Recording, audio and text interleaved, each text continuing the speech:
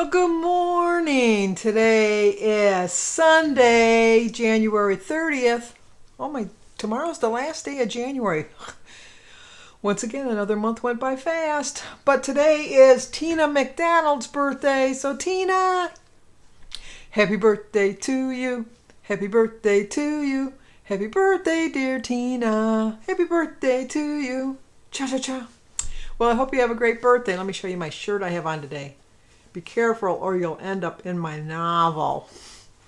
Okay, Roy, let's start that book you keep saying you're going to write. Anyway, it's a nice, crisp, brisk Sunday morning. I was going to go for a walk, but when I walked out to get my paper, because the paper boy or paper man or whoever I have, it throws it at the very end of the driveway, almost in the street. So I have to walk down there. And then I was like, look, because half the people around here don't shovel their snow. And most of the people around here have teenagers that could go out there and shovel the snow. I used to go out. I couldn't wait till it snowed. I wonder if I got as much snow as I really thought we got. Sometimes I wonder. But it just seemed like we always had snow. And I know I used to go out and shovel snow and make money. I couldn't tell you. The last time, one time, so we've been here since 2006, I had one time somebody came to the door to ask to shovel the snow. And I gave them $20 and they shoveled the snow. So I thought, oh, you know what, maybe they'll come back. Maybe they didn't think I gave them enough because they never came back. But anyway, it was just a young kid. And I thought, kind of like, an entrepreneur that they're out there hustling to make some money. We had twice Christmas carolers. I used to go Christmas caroling all the time to get money. I don't understand it. And it was so nice. You'd stand out there and you'd sing like one song and then they'd give you some money. And it was just my girlfriend Sue and my girlfriend Sydney and I. We would go out. Mary Kay and Sandy that lived down the street. Or no, she went by Sandra. Excuse me. She was Sandra. But we used to go out and we used to make a little bit of money. We always raked leaves. We always shoveled snow. We went Christmas caroling. I babysat. Drank my sister and brother's milk. Little things like that to make some money. And I don't ever remember really getting an allowance. I mean, I had chores that I had to do, but I don't remember getting an allowance. But then again, I don't remember wanting for anything. So I must have gotten enough. Other than like I said, the Sundays hoping to get the chuckles when I went with my dad to church, but I don't ever remember feeling deprived. I never do, so obviously I wasn't. And then I just missed the days. I don't know. It was just, I just think, and I'm sure that if I would have known my grandmother, because like I said, my one grandmother lived in Boston that always sent us something for Christmas. Never fit. Was never the right size, but it was just a thought. It was just knowing that the mailman, because that wasn't a UPS back then, but the mailman would come up to the door and bring the stuff. But we used to get everything delivered. I remember when the Ori man would come, which was like Edmunds, but it was called Ori, A-W-R-Y.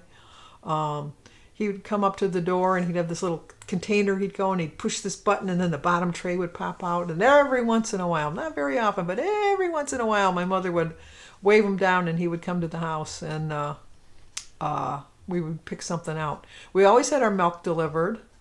When I got married, I won a prize to have orange juice delivered. And so I had like a week's supply or like a month's supply of orange juice or something, some kind of contest I entered. And it was called the Home Juice Company. And I had my orange juice delivered along with my milk. And the bread was delivered too, now that I think about it. And I know that when I was a lunch mother, we used to sell things.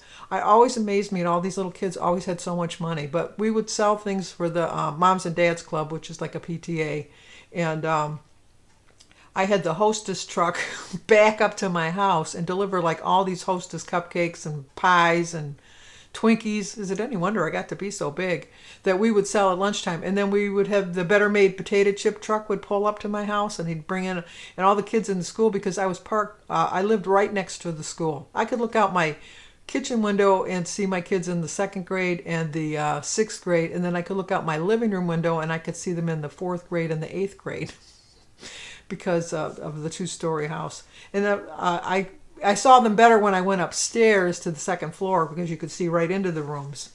But the kids would all see the trucks pulling up, so they would know what kind of treats I was going to be bringing that time to sell at lunchtime to make some extra money.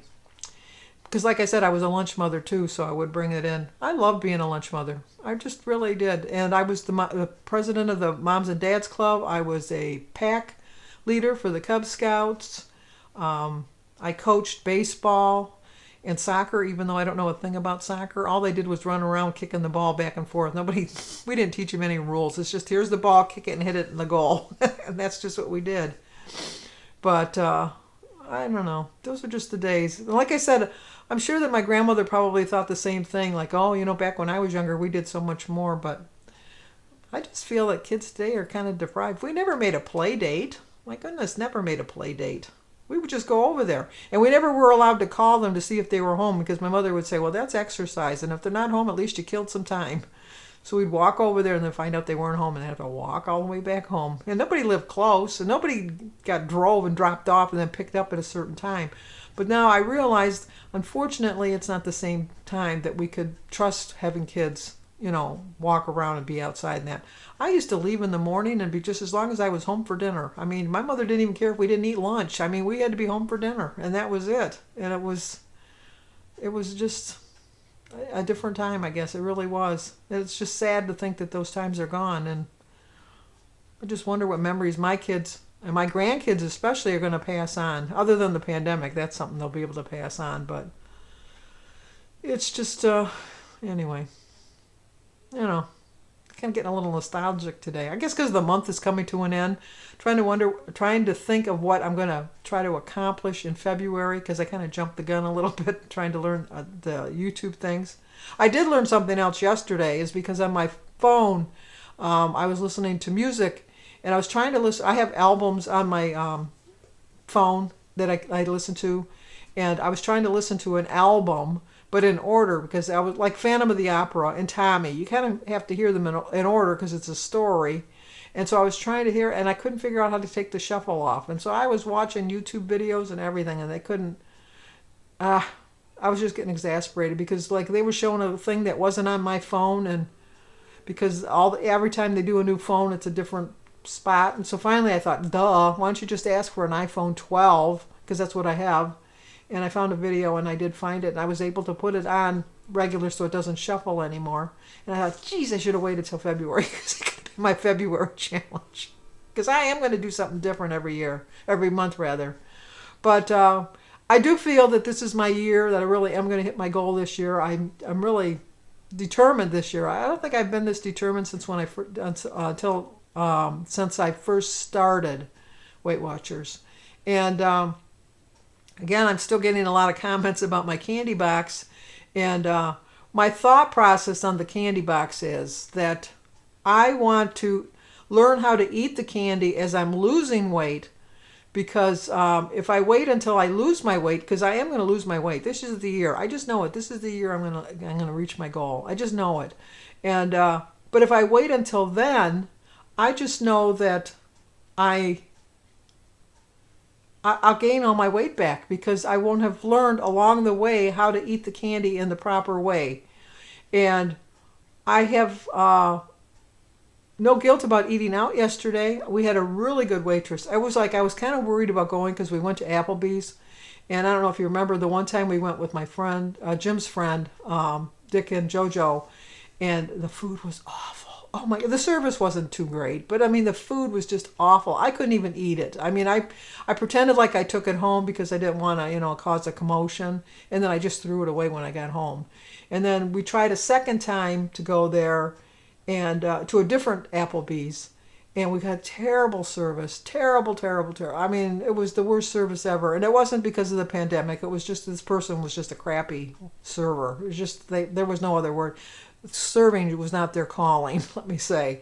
But and the food was terrible. I ordered fish and chips, and when they brought me the fish and chips, it looked like 3 little turds on my plate, and the French fries were ice cold, and it was an awful meal. So I sent it back. So when we went to Jimmy's house yesterday to look at the property, Jim wanted to get a carry-out from Applebee's, and I said, well, okay. And then I thought, I don't know, because we have a gift card. That's why we wanted to use our gift card up.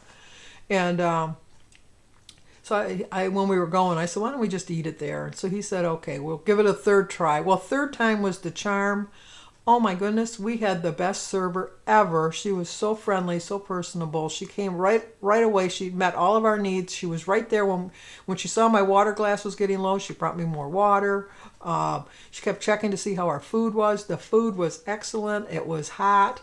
It was high in points, but low in calories. So I don't understand that about Weight Watchers, but obviously it's because you're eating out. I know that, why it's so high in points. A couple people had suggested salmon. My mother made the worst salmon patties growing up. And I know it wasn't even probably real salmon. She got it out of a can. So, I mean, I know it's probably salmon, but I'm sure it had a bunch of other stuff in it. But it was like, oh, I would have paid my brother or my sisters. I would have used some of my money and paid them to eat it. That's how awful it was. And so I have this awful, awful memory of how salmon tastes in my mouth that I can't even attempt to try to taste it. So I wouldn't eat salmon. And then, like, I like a broiled fish, but I don't like a baked fish, but I love a good fish and chips. And that's really because I like the batter. If we're going to be honest, it's because the batter is so good. But anyway, so we had such an excellent service. So then the meal came to just like 75 cents shy of my whole gift card. And then so I said to Jim, I said, well, you have $10, because I was going to leave, because our bill came to like almost $50. And so I wanted to leave, because she was so good, I wanted to leave like a $13 tip, which I like to leave 25%. If they're really good, 30. But so I didn't really want to leave 30, because that would have put me at $15, and I didn't think, I don't know, that's a little bit extreme. But I wanted to leave 13. So Jim had in cash $7, and I had $2, and so that was 9. So Jim says, that's more than enough. And I go, no, she was really good. And you know what? I like to, especially when they're younger, and not that it's age makes a difference, but I think that when they're really like younger, they could use the money more. But I tip 25% no matter their age, if they're good, no matter their age, because obviously they need the money. That's why they're working. But so she come back, and I said, well, this is really embarrassing. And she says, what? I said, well, I can either let you use my debit card, because I can tip you on my debit card, because we don't carry cash, or I can leave and come back, and I promise you, I swear on a Bible, that I'll come back and give you your tip. I'll go to the bank and get some money.